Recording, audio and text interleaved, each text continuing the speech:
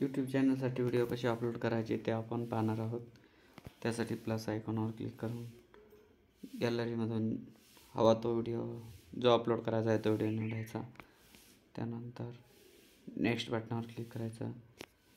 त्यानंतर आपण हा व्हिडिओ कशा रिलेटेड आहे हे तर ते नाव द्यायचे how to create YouTube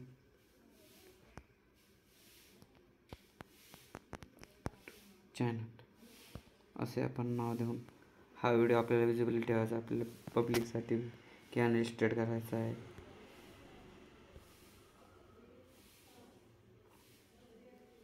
public